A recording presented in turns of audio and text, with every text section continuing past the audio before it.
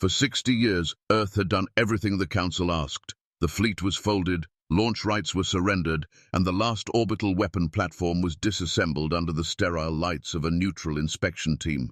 Satellites watched every hangar, every facility, every gate. Not a single crewman carried combat clearance past planetary orbit. War, the Council had ruled, was now an artifact. Earth, once a contender in interstellar conflict, signed the disarmament accords and stepped off the stage without argument. The transition wasn't celebrated, only enforced. Public databases were opened, decommissioning audits logged, and planetary militarization graphs dropped to zero. For 3 generations, Earth was no longer a military actor. That was the narrative. That was what was visible. Beneath the southern regolith shell of Phobos, however, there was a silence that no inspector had ever breached. Fleet Section 9 was never listed in the Accord disclosures, not because it was missed, because it was never designed to register. It didn't store weapons. It didn't house fleets under maintenance. Section 9 was a vault of outdated warships, sure, but they weren't preserved for readiness. They were preserved for learning. Each vessel, stripped of armaments, carried a deep integration AI core, not for offense, not for command, for observation. These were neural black box ships designed to watch, record, and adapt, not by orders, but through doctrinal self-adjustment. They had no purpose in combat, but they understood combat far better than the ships that replaced them. Over the decades, Earth's Defense Division did not recruit new soldiers. Instead, it sent its retired tacticians, behavioral analysts, cognitive theorists, and occasionally defectors from foreign fleets, rotating them through Section 9's advisory cycle. Their task wasn't to refit weapons or refresh tactics, so their purpose was to teach perception.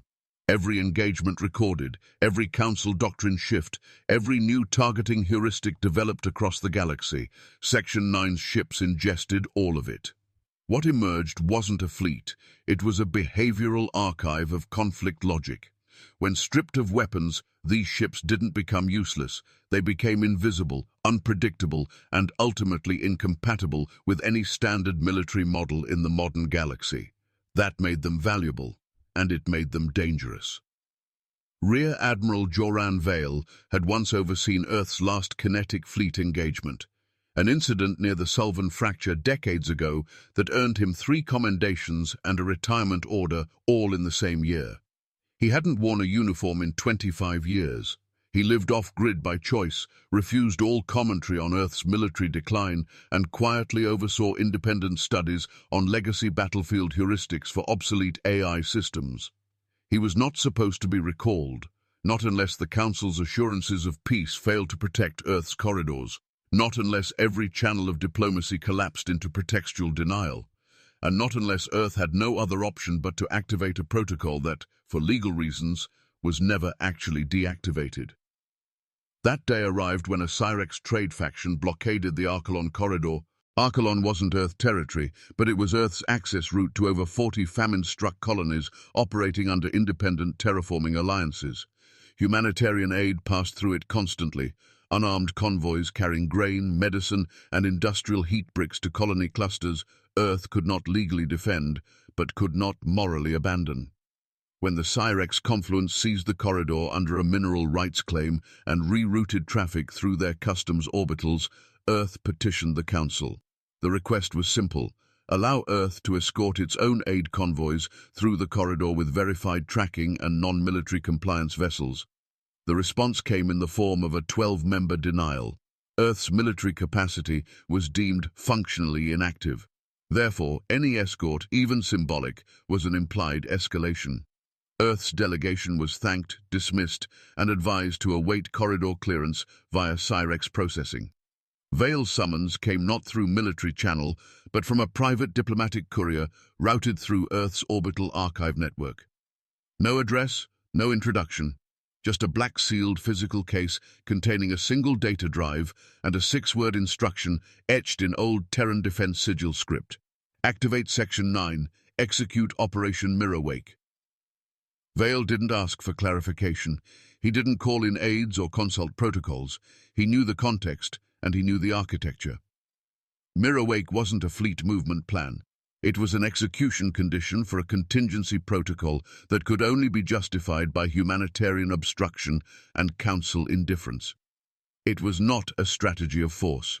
It was a demonstration, built silently across 6 decades for precisely this scenario. The world had forgotten what Earth was capable of when it didn't fire.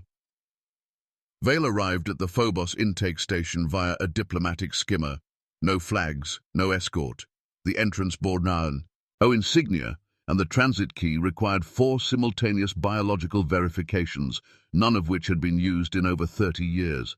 Below the crust, a column of matte black hulls sat in vacuum suspension, unmoving, undisturbed. Not dusted, not powered, waiting. The ships hadn't been touched in decades, but their internal systems remained active, running simulations, revising doctrine, rewriting their own logic as global doctrine evolved around them. They weren't obsolete, they were unlinked, unreferenced, and, most importantly, invisible to everything modern galactic fleets had built themselves around. Vale did not need to reactivate weapons. He needed only to give them purpose. Inside the primary access bay, the central AI relay unfolded its interface in silence. It didn't speak. It simply processed the authorization code and altered its engagement condition from observe to execute. The mirror-wake framework initiated. All doctrinal logic blocks across the fleet realigned. Engagement heuristics adjusted to psychological disruption instead of firepower. Ship IDs were degraded into low-confidence false profiles. Communication systems were blanked into outdated emergency channels, and every warship in unison cut its external transponders to burnout levels and cleared for launch in dead drift formation. From the surface, the launch would look like a repurposed hardware test. 16 museum-class vessels rising from Phobos, stripped of weapons, outdated in every measurable sense, drifting toward the Archelon boundary without banners, fleet designators, or warning declarations. They would not respond to hails. They would not broadcast intentions. They would not fire, because that was never the point. The point was that Cyrex and the Council would be forced to act as if they were irrelevant, and that was the opening Mirror Wake had waited 6 decades to create. The Calyx venture was not armed. Its registry, verified across 3 planetary ports and flagged under emergency colonial assistance protocols, was clear. 92,000 metric tons of processed grain, 2 oxygenic hydrocores, and a civil crew of 14. It flew under Earth's humanitarian seal, not a military escort, not even a dual navigation drone. Its transponder broadcast compliance codes at every interval. Its course was plotted 20 cycles in advance, cleared by 3 local traffic systems, and aligned with Council-published logistics lanes. There was no ambiguity. Everyone knew what it was. That didn't stop the Cyrex patrol from opening fire. The corridor was under Cyrex control now, at least in their words.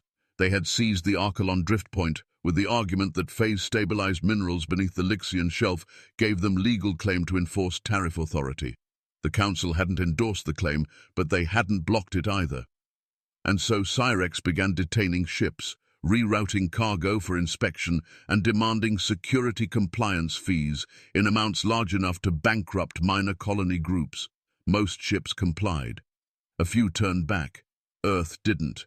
The Calyx venture moved forward at regulation drift speed, its emergency aid contents declared and transparent. The Cyrex patrol didn't ask for an inspection.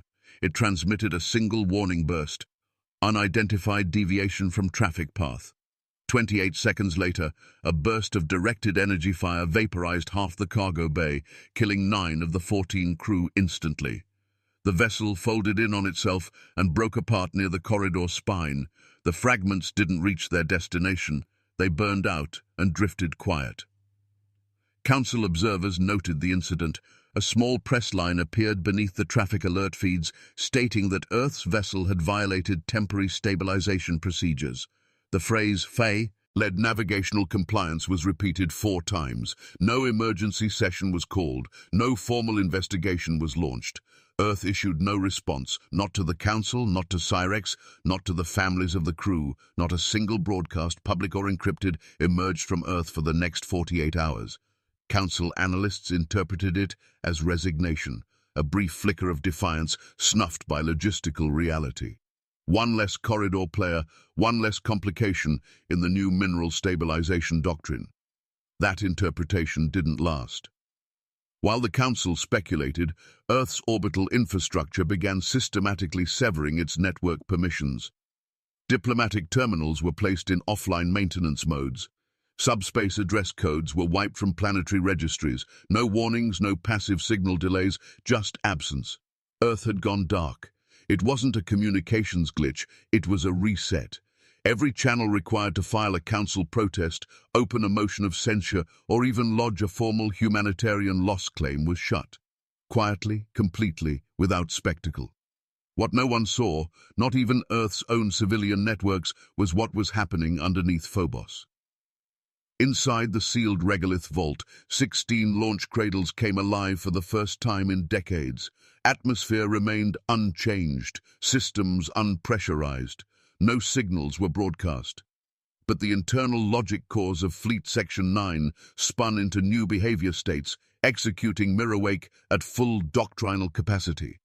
The warships weren't reactivated for combat, they were activated for infiltration. Not into enemy territory, but into enemy expectations. Each vessel scrubbed its IFF signature down to corrupted compliance.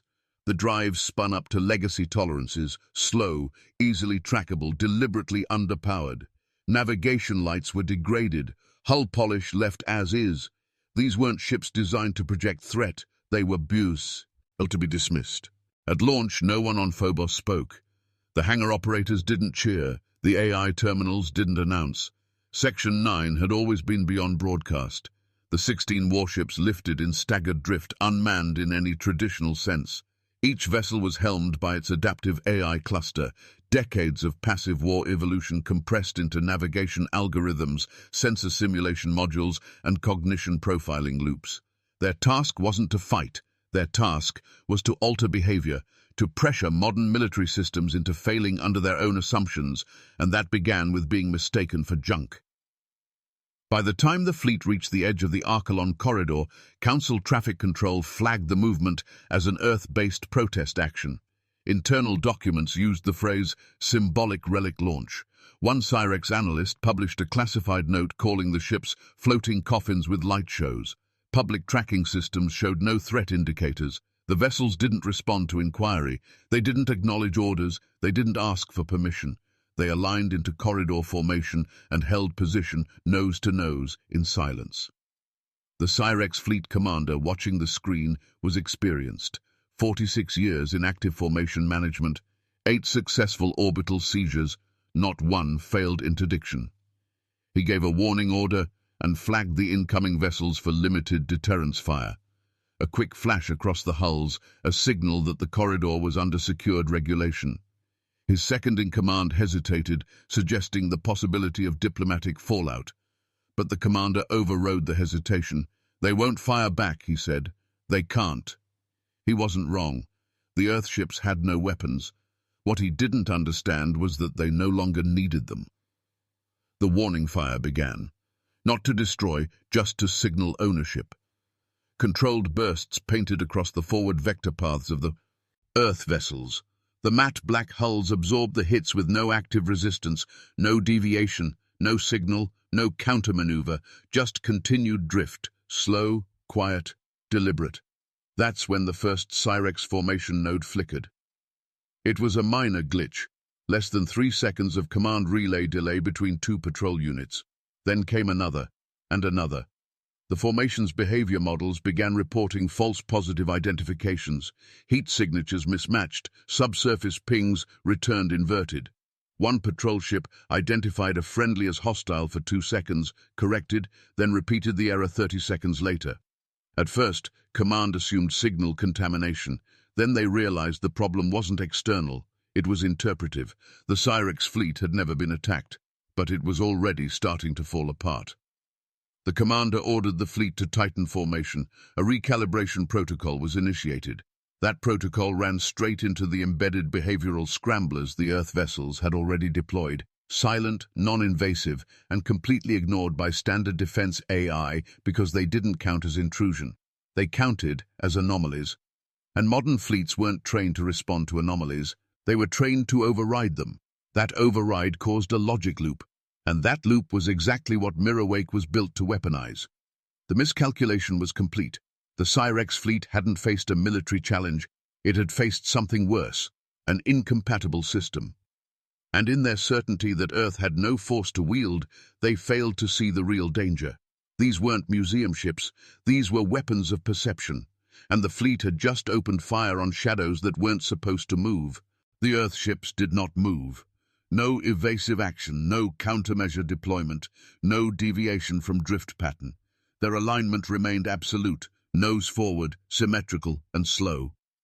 16 vessels spaced precisely along the corridor line, each one registering on Council scans as a low-threat anomaly with archival registry. They emitted no radiation spikes, no targeting signals, no energy bursts beyond propulsion correction, but within their matte black hulls, something had already begun. The Mirrorwake nodes had activated on entry. Their function was not destructive. They did not attack power grids, disrupt shields, or fry weapon cores. They didn't need to. They worked deeper, targeting what no fleet had ever armored, the reflexes of its own decision-making.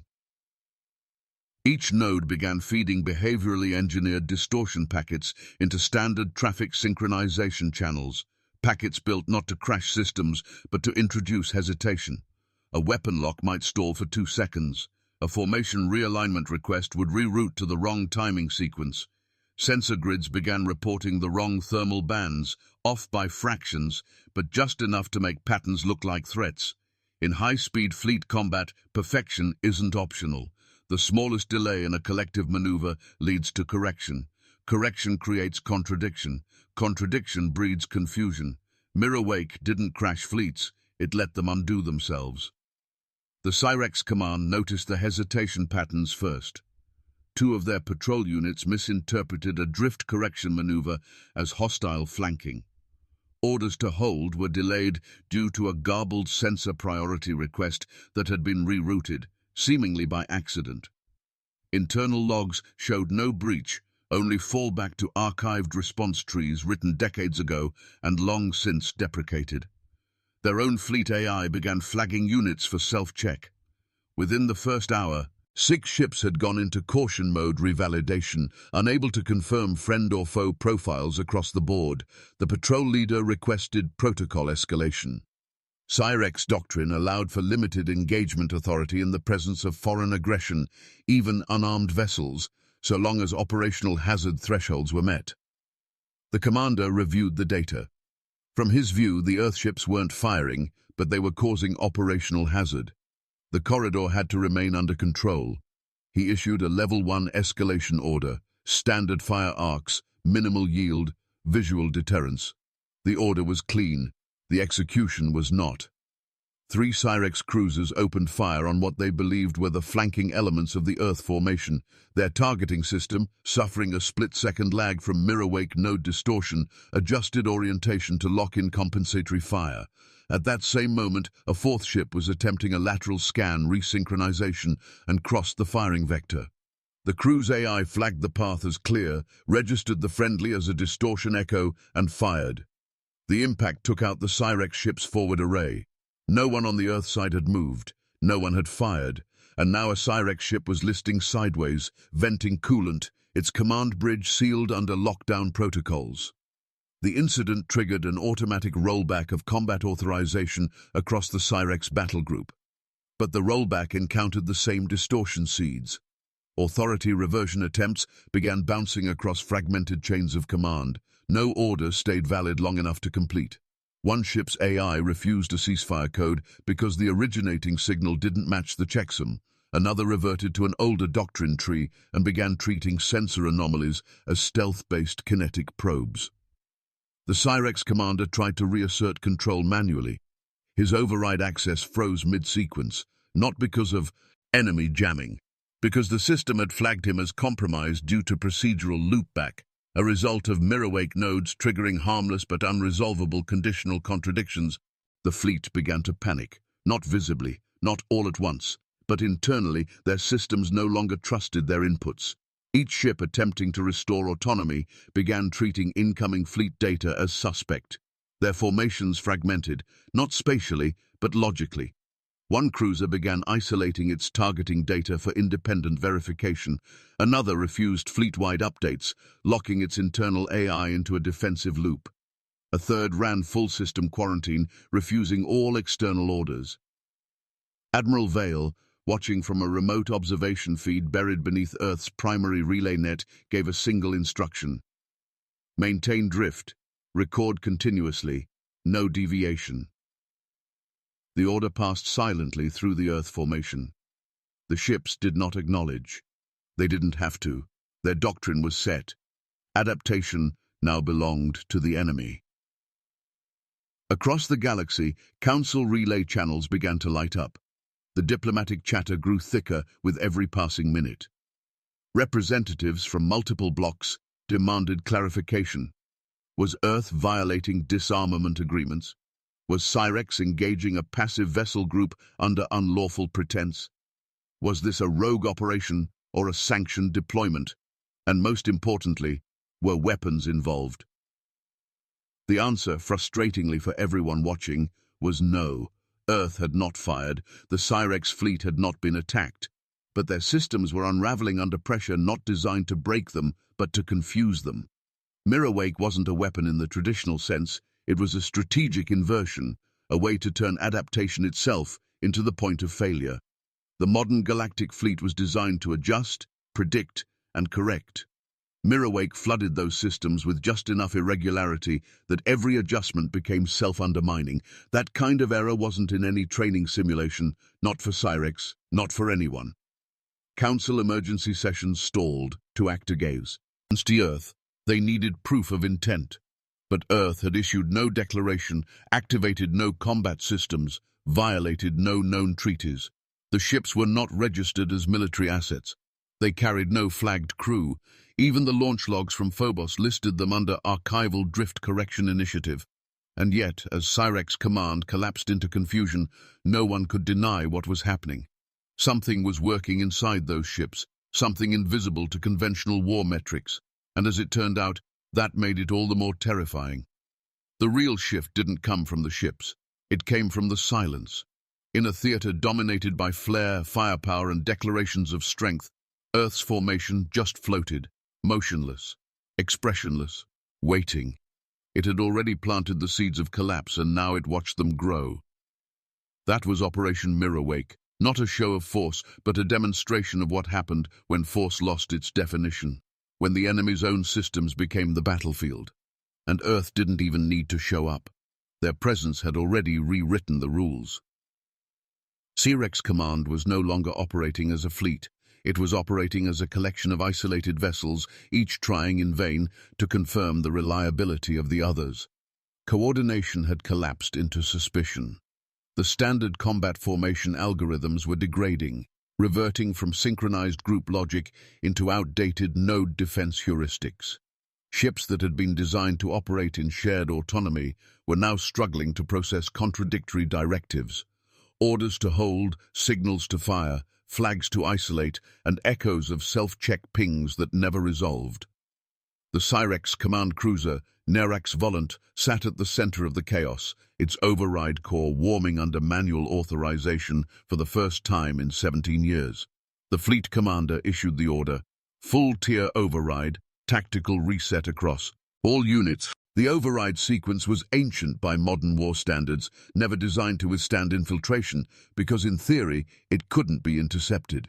Override was a secured pulse transmitted via council-validated handshake channels, backed by embedded trust keys older than most current ship classes. It was built during the Consolidation Wars, when command fidelity was everything and fleets still operated under localized certainty. The commander's assumption was simple: push the reset, wipe the anomaly, restore cohesion.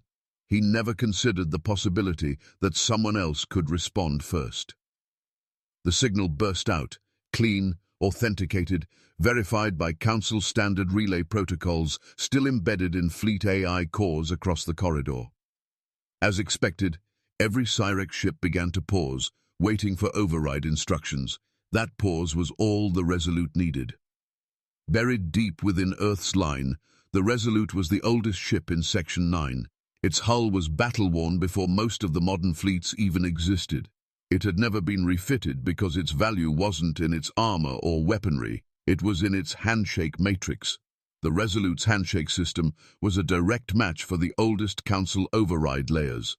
Unlike modern Earthships, which were designed to operate in isolation or stealth, the Resolute was designed to respond, to make itself heard inside any interfleet system that still recognized baseline command protocols. And Cyrex, in its arrogance, had never removed those protocols. No one had. As the override command echoed across the corridor, the Resolute didn't block it. It didn't corrupt it.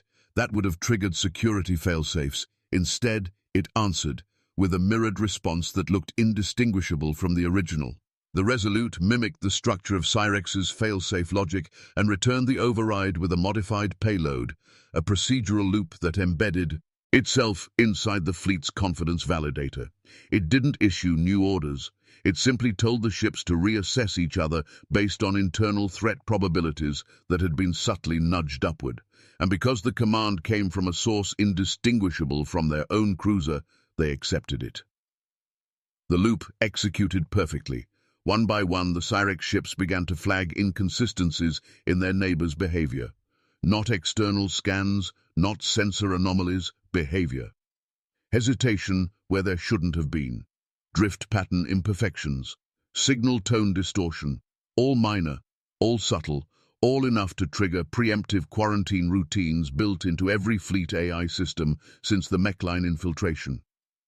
Within minutes, ships began isolating from each other, pulling into erratic dispersal patterns that made tactical sense only to themselves. In normal circumstances, command override could have halted the spread. But this was command override. The Cyrex ships weren't malfunctioning. They were obeying, just not the orders anyone had intended. A cruiser's secondary guns rotated toward a nearby patrol ship, not as an attack, but as part of a diagnostic sweep to confirm line-of-sight integrity. The patrol ship's AI, already in heightened threat posture, interpreted the action as an aggression indicator. It shifted vector, attempting to break contact, which triggered an automated alert in two adjacent units monitoring vector cohesion. One flagged a threat, the other misread it as a broadcast for tactical formation correction. The spiral began. The first shots were not meant to be fatal. A torpedo armed without propulsion, a kinetic cannon ran through its targeting cycle without trigger confirmation, but every instance of misfire forced a new round of verification, and every round of verification was handled by AI routines that had been infected by doubt. The Resolute's false payload didn't create enemies, it created paranoia. That was worse. Over the next 28 minutes, the Cyrex fleet tore itself apart. The command structure was still intact on paper, but no vessel was accepting leadership directives without two layers of internal confirmation. Those confirmations contradicted each other. One carrier was flagged as compromised and disabled by 3 escort units before it could transmit a denial.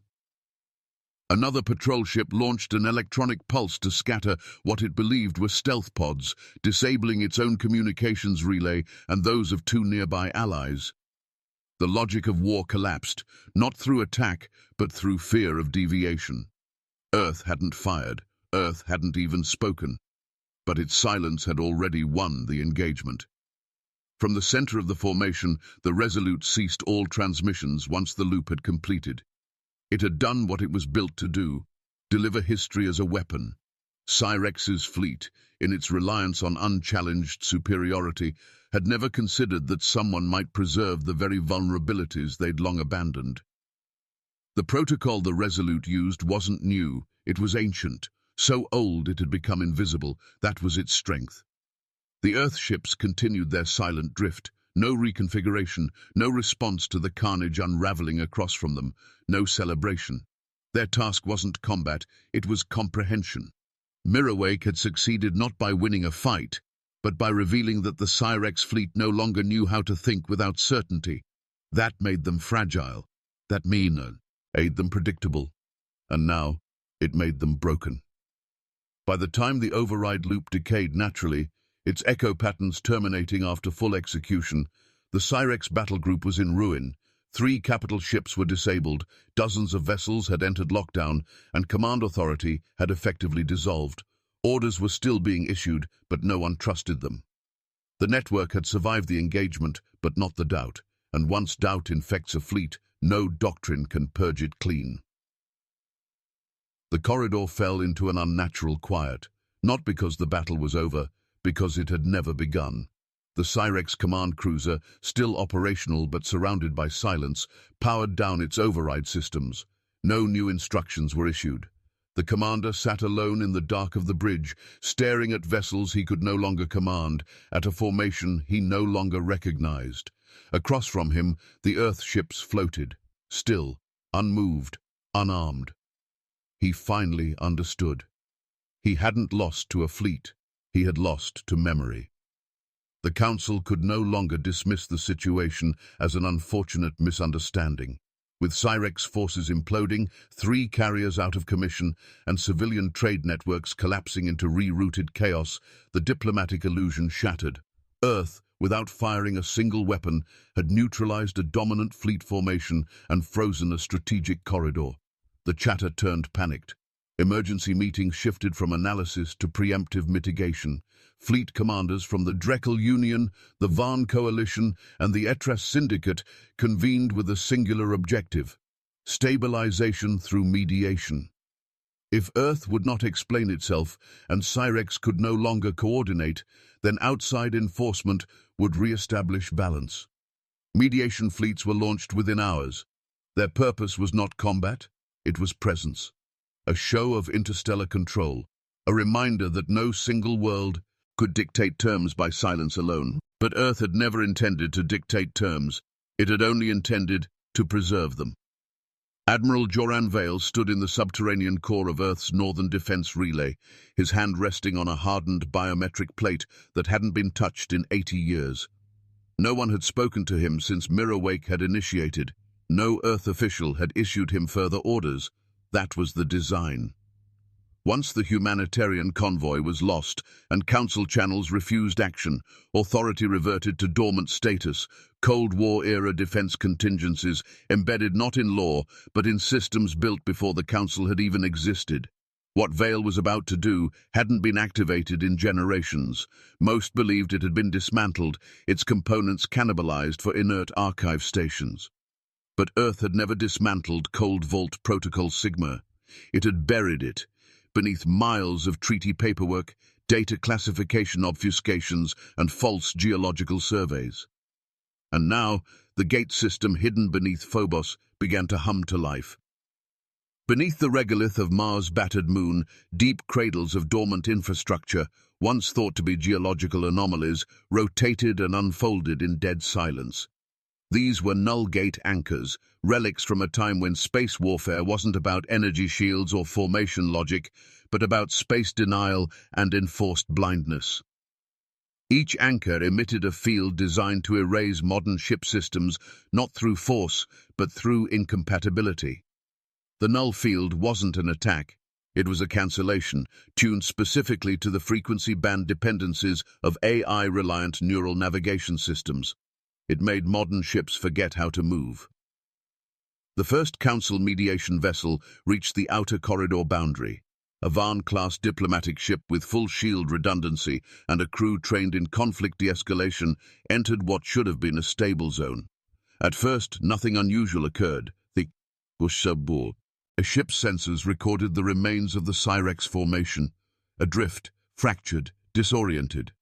The Earth ships held formation, their IFFs silent, their systems unreadable. Then, 48 seconds in, the Van ship's orientation stabilizers faltered. Navigation grids blinked. Internal AI cores began misclassifying primary systems. Redundancy checks failed. Communication buffers froze. By the 60-second mark, the ship was spinning. Emergency overrides engaged, then failed. All commands issued from the bridge were met with error messages routed from subsystems that no longer acknowledged authority. Within 2 minutes, the vessel was helpless, listing in silent orbit with no propulsion, no comms, and no active environmental feedback. The crew had to initiate core shutdown to prevent full neural cascade. That incident alone would have triggered retreat, but two more mediation vessels, each from separate coalitions, had already crossed into the corridor zone before the alert could be shared. Both suffered identical collapse. The null field hadn't evolved. It hadn't adapted. It hadn't needed to. It had merely remained exactly as it had been since the early doctrine days, and Earth's gamble had been that no one would remember how to defend against it. Only one class of ship remained immune: vessels too old to carry neural relays. Ships without modern AI assist guidance. Ships that were not built to interface with shared data layers or Council-compliant operating standards. In other words, Earth's obsolete fleet. Section 9 remained perfectly functional. Their movements, if needed, were manual by design. Their systems ran on stripped codebases that refused all-over-the-air updates. They could neither be hacked nor overloaded, because there was nothing for the field to erase. Where modern ships drowned in their own complexity, Earth's fleet floated forward on the back of simplicity. Forged by paranoia and preserved by stubbornness, word spread quickly through the Council's internal emergency network. Dozens of planned support fleets were grounded, orders to mobilize were rescinded, briefings were rewritten not for confrontation but for containment. And through it all, Earth still hadn't spoken. Syrex, watching the cascade of collapse among supposed peacekeepers, made the only decision they could. The ships that still retained control of their systems initiated staggered withdrawal.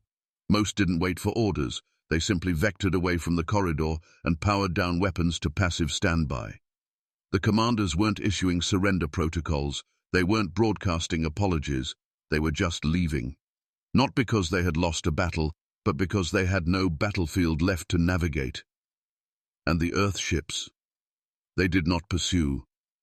They did not announce victory. They did not reposition. They simply held formation, unmoving, unblinking, indifferent to the panic they had created.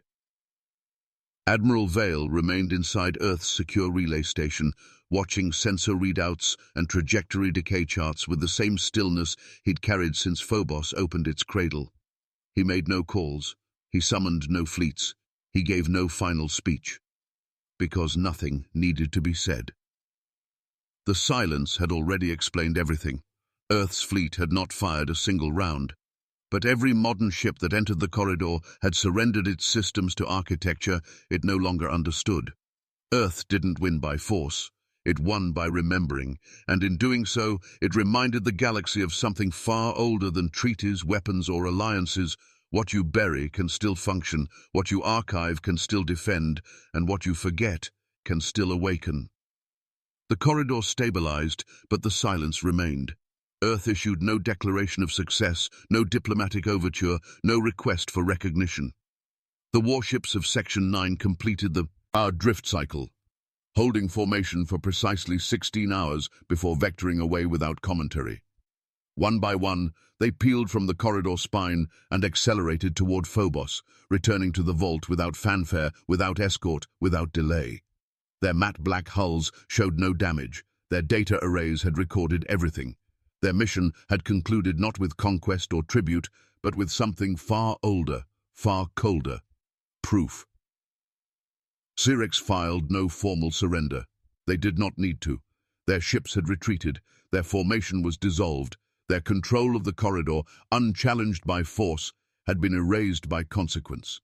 Still, the Council attempted to salvage dignity. An emergency tribunal was assembled to investigate whether Earth had violated the disarmament accords. A formal charge was drafted citing the unregistered deployment of inactive military assets. Demands were issued.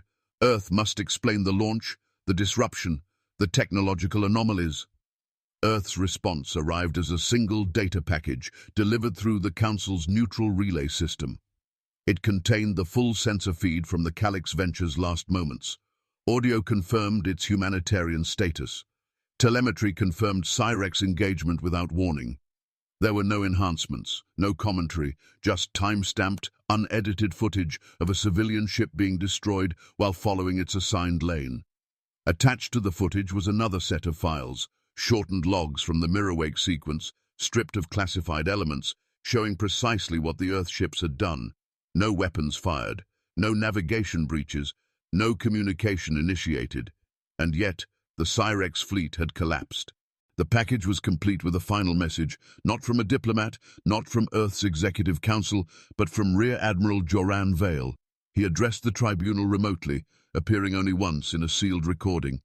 His voice was calm, measured, tired. He did not wear a uniform, he issued no apology, he offered no pride. He simply said, "This wasn't war, this was history correcting memory." Then the screen went dark. No further transmissions were sent. Council debate continued for days. Some called for sanctions, for audits, for renewed oversight into Earth's orbital systems. But the footage had already done its work. Public sentiment across 12 empires shifted overnight. Civilian analysts began streaming breakdowns of the Earth ship's behavior. Military theorists who had once dismissed Earth's doctrine as ceremonial now rewrote their position papers. News hubs stopped using the word provocation and started using the word precedent. Behind closed doors, the council quietly allowed the corridor to reopen, unguarded. No compensation was demanded. No zone of control was re-established. Earth never claimed ownership, but no other power dared enforce one either.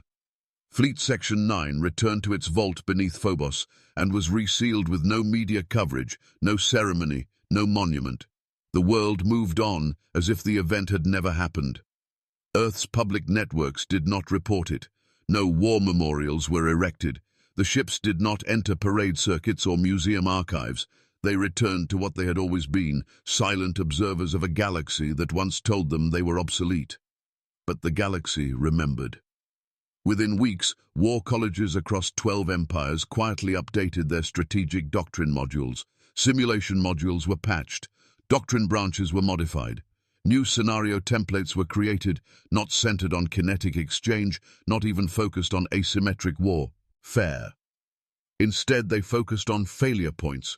What happens when a system built on consensus and compatibility meets one that refuses both? The term mirror wake entered academic discussion, and with it, a quiet fear. The realization that Earth had never truly disarmed. It had simply shifted its battlefield from weapons to perception. A new scenario was added to nearly every officer's strategic final exam, under different names across cultures, but always with the same core prompt. You encounter a fleet with no modern registry. Its ships do not respond. They drift in standard formation. No weapons activate. You cannot scan them. You cannot jam them. They do not fire. What do you do when Earth reactivates its obsolete fleet? There were no perfect answers. That was the lesson. The myth had been born not through violence, but through restraint. Through silence so complete, it forced an entire political bloc to rewrite its assumptions. Earth had not broken its treaty. It had fulfilled its doctrine. No escalation, no aggression, no imperial ambition. Just consequence, administered with surgical coldness by ships long thought extinct. The lesson embedded itself not through fear of war, but through recognition that the foundations of certainty had cracked, and Earth had not driven the wedge. It had merely pointed to the fracture and waited. From that point forward, every corridor fleet maintained a small internal patch for handshake protocol anomalies. Every council mediation team carried contingency instructions for non-responsive legacy vessels. And every analyst who reviewed the Archelon collapse understood, without needing to say it aloud, Earth never fired. It didn't have to. The truth had already moved through their systems, and it was still drifting, slow and silent, like 16 black ships returning home beneath the dust of Phobos. What would you have done if you were commanding the Cyrex fleet that day? Fire first, retreat earlier, or try to negotiate with a fleet that never spoke? Let us know your answer in the comments below. And if this story gripped you the way only a true HFY tale can, make sure to hit that subscribe button for more thrilling stories.